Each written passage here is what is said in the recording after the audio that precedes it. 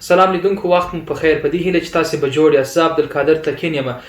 د کاروبار په ساحه کې په ځانګړي توګه د ټولو تجارتي او غیر تجارتي سازمانونو لپاره مارکیټینګ یو خورا او مطرح موضوع ده. په دغه برخه کې اکثریت سازمانونه د مارکیټینګ یا مارکیټ او یا د ارزیابۍ لپاره فکر کوي چې په عادي ډول باندې په روزمره ژوند کې به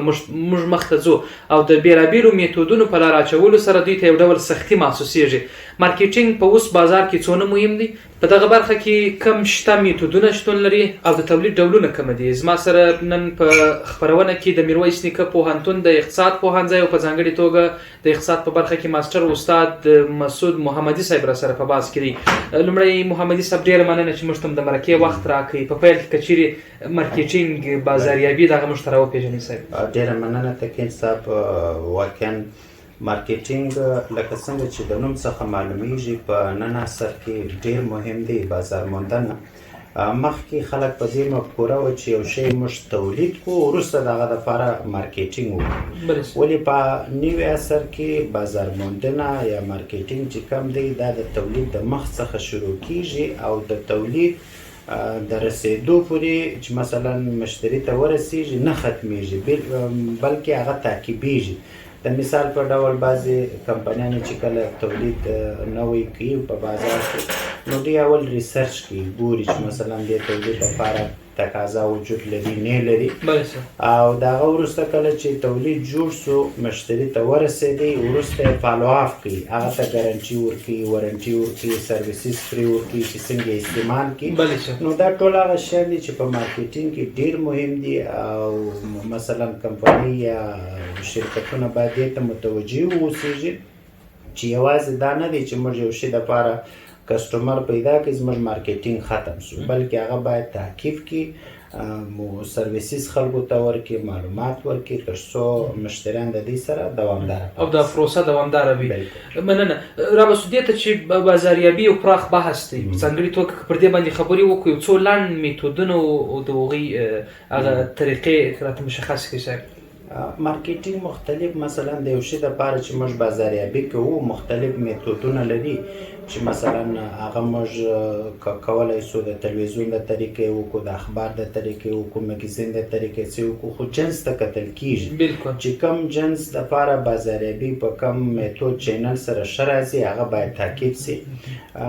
په بازاریابي کې تولیدات مختلف ډولونه لري چې د مثال په ډول شاپینګ پروډکټ موږ ورته وایو، کنوینینس پروډکټ ورته وایو، سپیشلټي ګوډز یعنی دا هغه شیان دي. د مثال په ډول دلته کنوینینس پروډکټ موږ وایو، هغه کې خلک دې ته ترجیح نه ورکوي چې دا کمې کمپنۍ جوړ کړی سره کم دی، چې کله به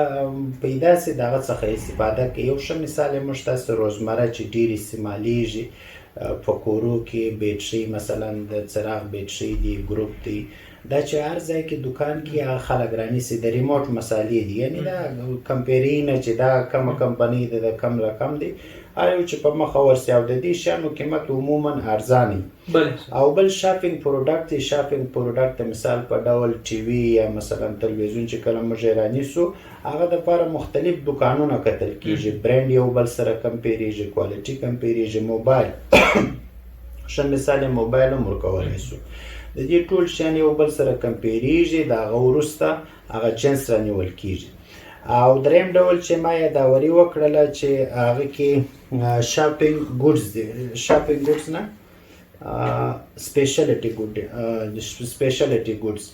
دا هغه شیان دي چې خلک د هغه دپاره وفاداره پاتې کیږي. د مثال په ډول که هغه جنس په دکان کې نه وي دوی یې نه رانیسي، د انتظار کوي تر څو پورې د هغه کمپنۍ شی پیدا سي بازار کې رانیسي.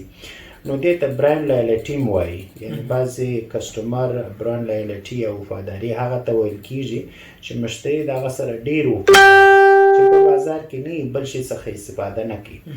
نو د هر یو مارکیټ میتود فرق کوي. موږ کولی سو په کوالټي، په ښه سرویسیزو، مثلا په پیکینګ، په مختلفو طریقو سره د خپل تولیداتو دپاره مختلف ډولونه بازاریابي یا مارکیټینګ. په عام طور باندې که زموږ د بازار څخه کتنه وکړو، روان تجارتي سازمانونه چې په افغانستان په ځانګړي توګه په کندهار کې فعالیت لري، د دوی روانې طریقې په حیث د چارو د کارپو د اقتصادي چارو څنګه یې ارزوئ؟ دوی پر هغه میتود باندې سم روان دي؟ بالکل.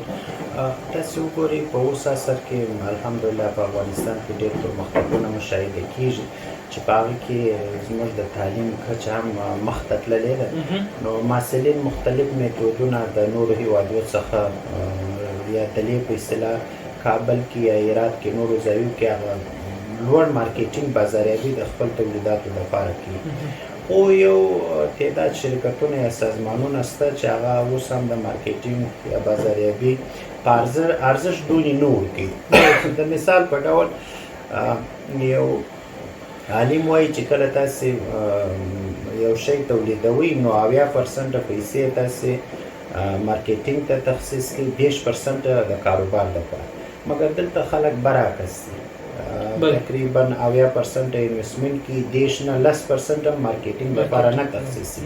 چې دا یو غټ مشکل دی په اصل کې ستاسو د وخت راکولو څخه ډیره زیاته مننه استاد محمدي صاحب بالکل په اخر کې یو څه ویل غواړم مارکیټینګ کې یو شی چې ډیر مهم دی یعنی هر څوک چې مارکیټینګ یا بازاریابي کې ډیر حوصله غواړي نو یو عالم وایي چې کله تاسو بازاریابي یا مارکیټینګ کوئ په هغه کې see nothing, hear nothing, believe nothing, challenge everything یعنی کله چې تاسو بازاریابي کوئ په هغه کې بس نه اورئ نه به وینئ او هر شي ته به چلنج ورکوئ نو بیا تاسو کولی شئ چې خپل تولیداتو لپاره بهترین مارکیټ پیدا کړئ یعنی حوصله دې باید پراخه وي او د پراخه حوصلې پر بنسټ تجارت مخ ته بیولی شي بالکل بس دا اخري دغه ډیره مننه تشکر په عزت اوسئ لیدونکو ستاسو څخه هم ډیره زیاته مننه زما سره په بحث کې د پوهنتون تکړه استاد او د اقتصادي چارو کارپوه ښاغلی مسعود محمدي صاحب چې د ماسټرۍ تر کچې پورې زده کړې لري اوس هم په تحقیق او ریسرچ مصروفه دی دغسې کدرونه د خدای په افغانستان کې ډېر کړي تر څو د اقتصادي رکود څخه راوځي او بالاخره پر ځان متکي سو تر یو بل بحث ما عبدالقادر تکین ته اجازه راکړئ پر خدای مو سپارم سلام علیکم